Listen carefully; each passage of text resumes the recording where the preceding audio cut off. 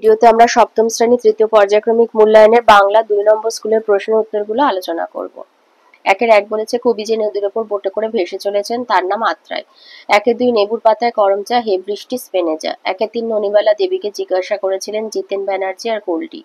1-4 ভারতবর্ষ হয়ে উঠেছে সব জাতির পূর্ণক্ষেত্র। 1-5 আকাশ জুড়ে এক্ষুনি এক ঈশ্বর চমকে দেবেন লক্ষ্য রঙের দৃশ্যে। 1-6 বই পড়া সব মিছেই হতো যদি টই পড়া না হতো। 1-7 কোনো কাজ আগে শুরু হয়ে এখন শেষ হয়েছে বোঝাতে যে প্রত্যয় সেটি হচ্ছে কয়তয় ত। 1-8 রাত্রি এখানে স্বাগত সান্ধ্য শাঁখের নিম্নরেখ পদটি হচ্ছে করণ কারক মানে শাঁখের দ্বারা। 1-9 বলেছে জল ধাতুর সাথে অন্তযোগ হয়ে হয়েছে চলন্ত, তো এটা হলো বাংলা কৃত প্রত্যয়। 1-10 ময়ট প্রত্যয়যোগে একটি শব্দ মৃন্ময়। 1-11 ক্রিয়ার আধারকে বলা হয় অধিকরণ। 2-এর দাগে আসি, 2-এর দাগের গুলো 1 নম্বরে। 2-1 বলেছে বাপ মায়ের রাখি হলে মুছো যাবেন। সূর্যি ডুবলে না, বাপ মায়েরা কি হলে মুছে যাবেন? বাচ্চাদের ঘরে ফিরতে দেরি হলে চিন্তায় বাপ মায়েরা মুছে যাবেন। তাহলে বাপ মায়েরা কি হলে মুছে যাবেন? বাচ্চাদের ঘরে ফিরতে দেরি হলে চিন্তায় বাপ মায়েরা মুছে যাবেন। 2-2 বলেছে ভারতীর্থ কবিতায় ভারতভূমিকে পুণ্যতীর্থ বলা হয়েছে কেন? লিখবে যে ভারতের মাটির মহিমায় জাতি ধর্ম, যেহেতু 1 নম্বরের আছে তাই এতটা লেখার দরকার নেই, শুধু এটা লিখবে যে ভারতের মাটির মহিমায় জাতি বর্ণ ধর্মের বিভেদ খুঁজে গিয়ে সমস্ত মানুষ মানবতার মন্ত্রে দীক্ষিত হয়ে নিজেদের সৌভ্রাতৃত্ববোধের বন্ধনে আবদ্ধ করেছে, তাই জন্য ভারত তীর্থ কবিতায় ভারতভূমিকে পুণ্যতীর্থ বলা হয়েছে। 2-3 বলেছে টই কাঁপে সব, টই কোথায় কাঁপে? লিখবে টই কাঁপে সব ছোট্ট পাখি রং বেরঙের পাখায়। তাহলে টই কোথায় কাঁপে? ছোট্ট পাখি রং বেরঙের পাখায় কাঁপে। 2-5 বলেছে 2-4 বলেছে বর্ষামঙ্গল অনুষ্ঠিত হয় কোন মাসে? শ্রাবণ মাসে। 2-5 বলেছে শহরের মধ্যে একটু বেশ সাড়া পড়ে গেছে, এই সাড়া পড়ার কারণ কি? লিখবে টাউন স্কুলের সঙ্গে মিশন স্কুলের ফুটবল ম্যাচ কাপ ফাইনাল, তাই শহরের মধ্যে একটু সাড়া পড়ে গেছে, কারণ এই দুই স্কুলে চিরকালে রেষারেষি। 2-7 দিয়েছে জাদুকর সোনাটিয়াকে কি উপহার দিয়েছিল? লিখবে যে জাদুকর দুটো তুলতুলে সুন্দর খরগোশের বাচ্চা তাদের উপহার দিয়েছে। তাহলে জাদুকর সোনাটিয়াকে দুটো তুলতুলে সুন্দর খরগোশের বাচ্চা উপহার দিয়েছে। 2-8 বলেছে হোটেলওয়ালা আসলে কে? লিখবে ঘড়িওয়ালার দাদা। হোটেলওয়ালা আসলে হচ্ছে ঘড়িওয়ালার দাদা, সে প্রকৃতপক্ষে নোটো মাস্টার অর্থাৎ সার্কাস দলের অধিকারী, মানে নোটো অধিকারী। 2-9 বলেছে কারক কত প্রকার এবং কি কি? লিখবে কারক হচ্ছে 7 প্রকার: কর্তৃকারক, কর্মকারক, করণ কারক, নিমিত্ত কারক, অপাদান কারক, অধিকরণ কারক। 6 প্রকার, 1 2 3 4 5 6 কারক হলো 6 প্রকার। 2-10 দিয়েছে তির্যক বিভক্তি বলতে কি বোঝো?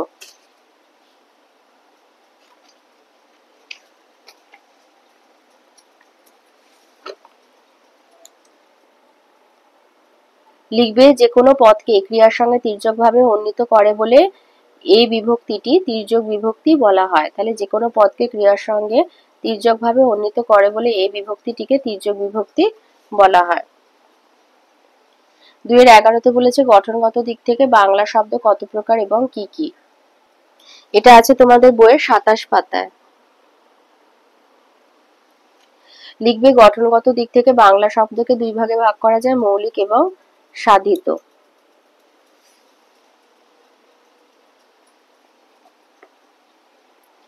2-12 বলেছে প্রত্যয় কাকে বলে, উদাহরণ দাও। প্রত্যয় লিখবে ধাতু প্রকৃতি বা শব্দ প্রকৃতির সঙ্গে যা যুক্ত হয়ে শব্দ গঠন করে তাকে প্রত্যয় বলে, যেমন গমযুক্ত তব্য, গন্তব্য, ভূগোলযুক্ত স্নিগ্ধ, ভৌগোলিক। 2-13 বলেছে বিদেশি প্রত্যয় যোগে দুটি শব্দ তৈরি করো। এটা আছে তোমাদের বইয়ের 35 পাতায়। এই যে হচ্ছে বিদেশি প্রত্যয়, বিদেশি প্রত্যয় যোগে শব্দ এখানে অনেক আছে, যেমন নকল যুক্ত নবিশ, নকল নবিশ, গোয়েন্দা যুক্ত গিরি, গোয়েন্দাগিরি, ফাঁকি যুক্ত বাজ, ফাঁকিবাজ, মামলা যুক্ত বাজ, মামলাবাজ, জাদু যুক্ত গড়, বাজি যুক্ত গড়, বাজিগর, জাদু যুক্ত গড়, জাদুঘর, এরকম রয়েছে। তো যে কোনো দুটো লিখে দেবে। 3-এ আসি, 3-এর আর একটা বাদ গেছে আমার 2-এর 6টা। এই যে ভারতের মধ্যে কোথা থেকে তিব্বত নিকটবর্তী, ভারতের মধ্যে থেকে মধ্যে কালিম্পং থেকে তিব্বত নিকটবর্তী, এটা বাদ চলে গেছিল। ভারতের মধ্যে থেকে কালিম্পং থেকে তিব্বত নিকটবর্তী। আচ্ছা, এবার 3-এর দাগে আসি। 3-এর 1-এ বলেছে পাড়ায় থিয়েটারের দল গড়া আর হলো না কেন, পটল বাবু। এই উত্তরটা লিখবে, পাড়ায় থিয়েটারের দল গড়া আর হলো না কেন পটল বাবু। যুদ্ধের ফলে অফিসে 9 বছরের স্বাদের চাকরিটি যাওয়ায় পটল বাবুর পাড়ায় থিয়েটারের দল গড়া হয়নি। 3-এর 2-এ বলেছে হি হি তুক করা হলো না বক্তাকে, কাকে সে একথা বলেছে। এখানে বক্তা হলো টাউন স্কুলের নবীন খেলোয়াড় টুনু। টুনু তার দলেরই অন্য খেলোয়াড় সমরেশকে উদ্দেশ্য করে একথা বলেছে। কাকে সে বলেছে, কখন বলেছে জানতে চায়নি, তাই একটুখানি লেখার দরকার নেই। এখান থেকে এতটা লিখবে, বক্তা টাউন স্কুলের নবীন খেলোয়াড় টুনু, আর কাকে সে কথা বলেছে, টুনু তার দলেরই অন্য খেলোয়াড় সমরেশকে উদ্দেশ্য করে কথা বলেছে। এই পর্যন্ত লিখবে। এই পোর্শনটা, এই অংশটা লেখার দরকার নেই, কারণ কখন বলেছে এখানে আমাদের চায়নি। 3-এর 3 বলেছে ওঙ্কার ধ্বনি বলতে কি বোঝায়। লিখবে ওং শব্দটি সংস্কৃত অব ধাতু থেকে উৎপন্ন, যার 19টি ভিন্ন ভিন্ন অর্থ আছে। ওঙ্কার ধ্বনি হচ্ছে ঈশ্বরবাচক ধ্বনি, ব্রহ্মের শব্দ প্রতীক। এটি সব মন্ত্রের বীজ মন্ত্র।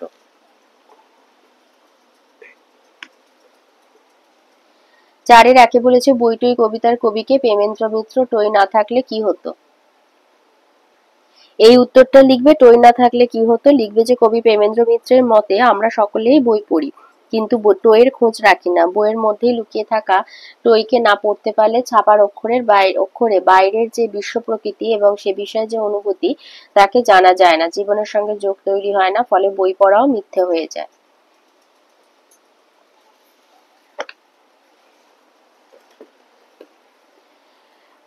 4-এর 2 বলেছে রুদ্রবীণা কি, এটা কিসের প্রতীক।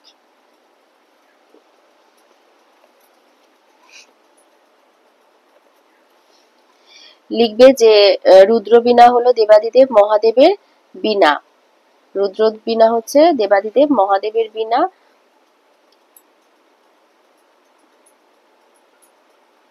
রুদ্রবীণা সুরে অশুভ শক্তির বিনাশের শুভ শক্তির জয় ঘোষিত হবে বলে কবির দৃঢ় বিশ্বাস।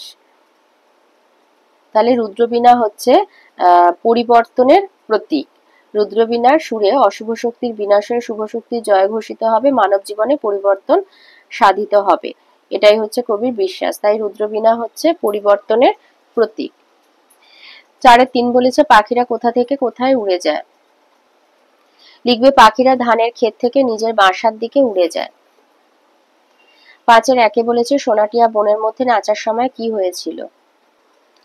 লিখবে মাকুকে যদি খুঁজে না পাওয়া যায় তাহলে তাদেরই নাচতে এবং গাইতে হবে। এইভাবে সোনাটিয়া নাচ গানটা ভালো করে তৈরি করতে লাগলো। বনের মধ্যে গাছের নিচে দুজন ময়লা জামা পরে নাচতে লাগলো। গাছ থেকে টুপটাপ সাদা ফুল পড়তে লাগলো। সোনাটিয়া সেগুলিকে চুলের মধ্যে গুঁজে রাখলো। এই সময় কোথা থেকে দুটো সবুজ পায়রা উড়ে এসে গাছের ডালে বাকুম বাকুম করতে লাগলো, আর এর তালে তাল দিতে থাকলো। পাতার আড়ালে থাকা একটা কাঠঠোকরা ঝোপের পাশে বনময়ূর এসে পেখম ধরে নাচ জমালো। 5-এর 2-এ মাকুকে কোথায় কিভাবে পাওয়া গেল, তাকে কেমন সাজানো হয়েছিল। তাহলে মাকুকে, এই যে মাকুকে কোথায় পাওয়া গিয়েছিল, ছাউনির তলায় কম আলো যেখানে, সেখানে মাকুকে পাওয়া গিয়েছিল। আর বড় ডেলাইটের নিচে ময়লা শতরঞ্চির ওপর হাত পা এলিয়ে মাকু পড়েছিল। আর মাকুকে চেনা কিভাবে সাজিয়ে দিয়েছিল, রং মাখিয়েছিল, মেম তাকে নতুন পোশাক পরিয়ে দিয়ে সাজিয়ে দিয়েছিল।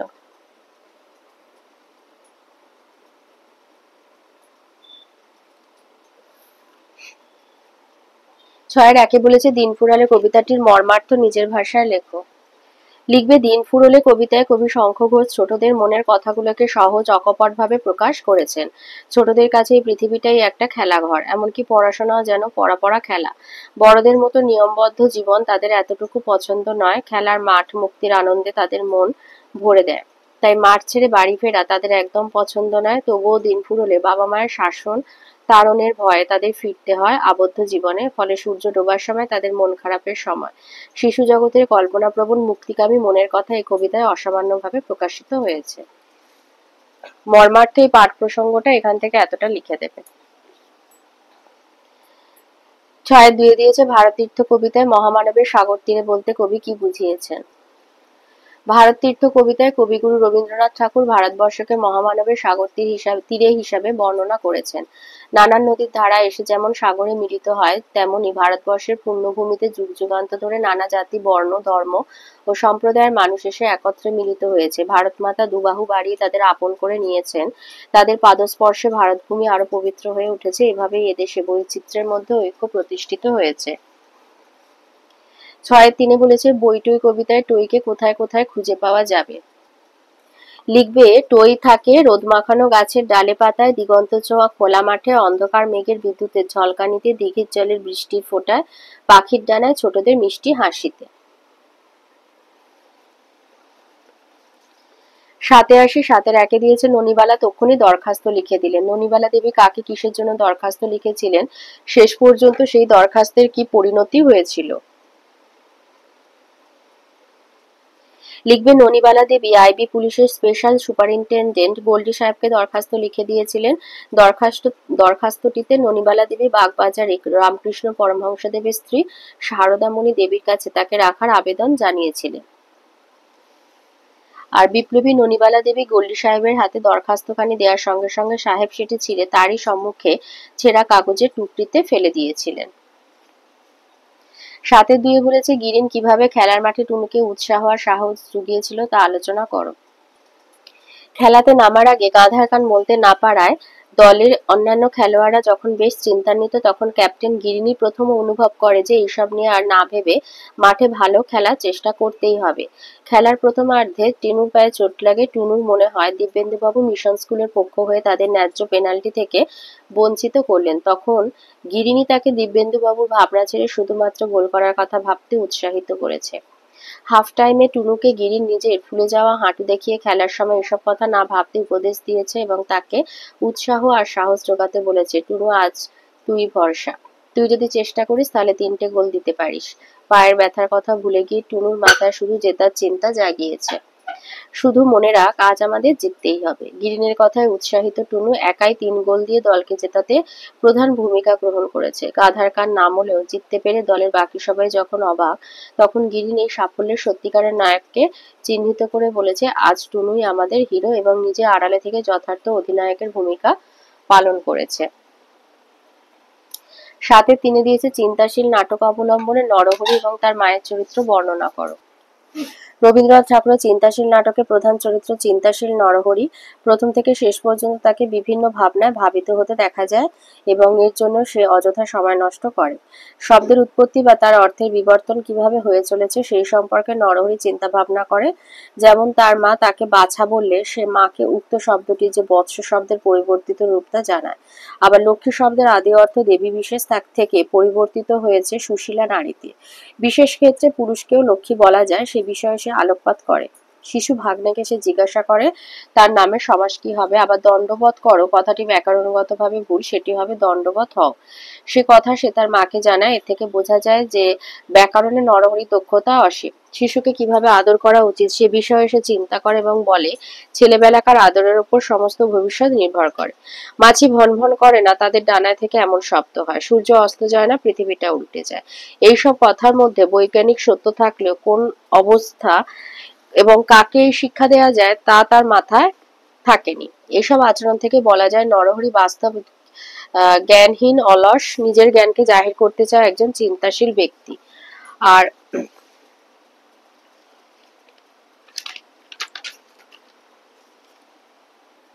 তার মায়ের চরিত্র লিখবে যে চিন্তাশীল নাটকে নরহরির মা গৌণ হলেও অত্যন্ত তাৎপর্যপূর্ণ চরিত্র। তিনি নরহরির জীবনের মানসিক দিককে গড়ে তোলার পেছনে প্রভাবশালী ভূমিকা পালন করেন।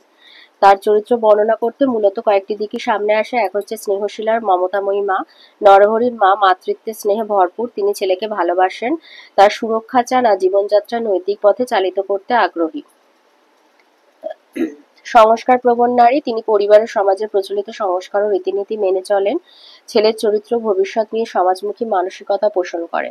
মাতৃসুলভ স্নেহময়ী, তিনি নরহরির চিন্তায় মগ্ন থাকার কারণ জানতে চান এবং তাকে চিন্তামুক্ত করার জন্য তার ভাগ্নেকে কোলে নিয়ে ঘরে প্রবেশ করেন। বাস্তববাদী, তিনি নরহরির চিন্তাশীল ও গভীর মনোভাবের বিপরীতে সাধারণ ঘরোয়া কাজ ও পরিবারের প্রতি যত্নশীল একজন মা হিসাবে প্রকাশিত হন।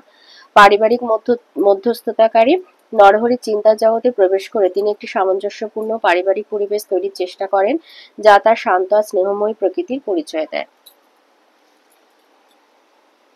8-2 বলেছে মাকুকে কিভাবে জীবন্ত করে তোলা হয়েছিল। লিখবে খরগোশ ধরার ফাঁদে যখন মাকুকে পাওয়া যায় তখন চাবি ফুরিয়ে মাকু মরার মতো নেতিয়ে পড়েছিল। ঘড়িওয়ালাও মাকুর চাবি কাছে রাখেনি। টিয়া জানায় সে কানখুশকি বানিয়েছে, তা দিয়ে মাকুর চাবি ঘোরাতে পারবে। সে পুঁটুলি হাতে করে তরবরিয়ে মাকুর মাথার কাছে উবু হয়ে বসে। ঘড়িওয়ালা সং জাদুকর আরো 2-1 মিলে মাকুকে ধরে উপুর করে দেয়। ঘড়িওয়ালা মাকুর জামার বোতাম খুলে ঘড়িটাকে খালি করে দেয়। মাকুর 2 ডানার মাঝখানে ছেঁদায় একটা গোলাপি কাঠি ঢুকিয়ে টিয়া পাক দিতে থাকে। ঘড়িওয়ালা কাঠিটা নিয়ে পাক দিতে চাইলেও টিয়া কুনুয়ের গুঁতো দিয়ে তাকে সরিয়ে দেয়। তখন ঘড়িওয়ালা খুশি হয়ে সরে যায়। যখন চাবি আর ঘোরে না, টিয়া তখন ঘড়িওয়ালার দিকে তাকায় আর আঙুলের আগা দিয়ে চেপে চুপে দেখে সত্যি পুরো চাবি দেয়া হয়েছে কিনা। সোনা হাত বাড়িয়ে চাবিটাকে নেওয়ার চেষ্টা করলে টিয়া ছো মেরে সেটাকে নিয়ে আবার পুঁটলির মধ্যে গুঁজে রাখে।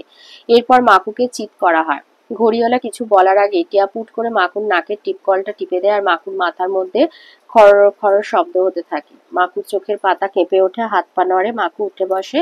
এইভাবে নেতিয়ে পড়া মাকু আবার জীবন্ত হয়ে ওঠে। 8-2 বলেছে সোনাটিয়া মাকুকে খুঁজে পেলেও মাকু থাকলো না কেন, আর মাকুর উপর সোনাটিয়া রাগ হওয়ার কারণ কি।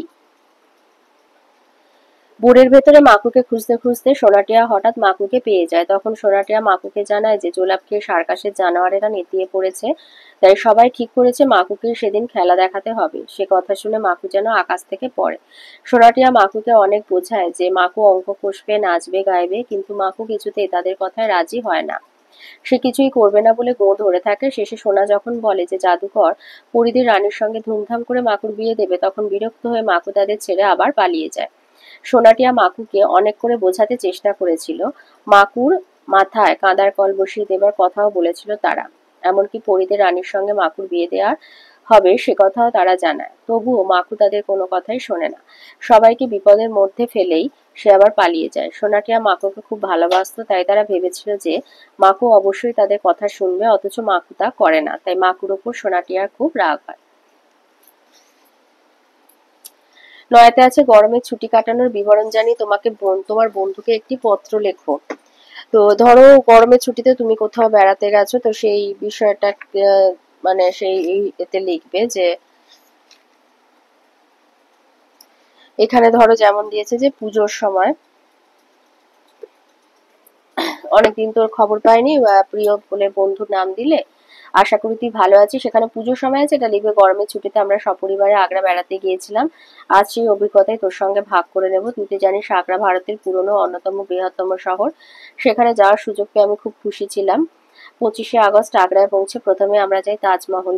এই বিষয়ের মুখোমুখি হয়ে আমি তো কথা বলার ক্ষমতা হারিয়ে ফেলেছিলাম। ইতিহাসের এক করুণ আখ্যান যেন সাদা রঙের স্থাপত্যের মধ্যে জীবন্ত হয়ে আছে। তাজমহলের দুপাশে 2টি লাল পাথরের মসজিদ দেখার মতো, পাশ দিয়ে বয়ে গেছে যমুনা নদী। এরপর আমরা গিয়েছিলাম আগ্রার পুরাতন কেল্লা, আগ্রা ফোর্ট দেখতে। কি বিশাল জায়গা জুড়ে সুনিপুণ স্থাপত্য কীর্তি। লাল বেলে পাথরে আকবরের তৈরি দেয়ানি আম অপূর্ব।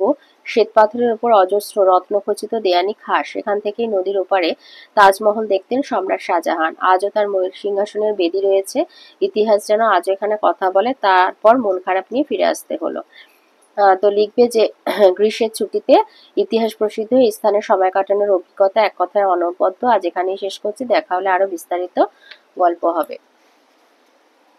আর 9-2 দিয়েছে দিদির বিয়ের কারণে বিদ্যালয়ে অনুপস্থিত ছিল, এই বিষয়ে ছুটি মঞ্জুরের আবেদন জানিয়ে প্রধান শিক্ষকের কাছে চিঠি। তো যেহেতু প্রধান শিক্ষক বলেছে, তো লিখবে মাননীয় প্রধান শিক্ষক, স্কুলের নাম ঠিকানা দেবে। তো লিখবে শ্রদ্ধেয় মহাশয়, তো লিখবে যে যেন তোমার মানে বাড়ি গার্জেন আর কি লিখছে যে আমার কন্যা বলে নাম লিখে দিলে, বা পুত্র হলে যে আপনার বিদ্যালয়ের এখানে নবম আছে, এখানে তোমরা দেবে সপ্তম শ্রেণীর ছাত্রী বা ছাত্র।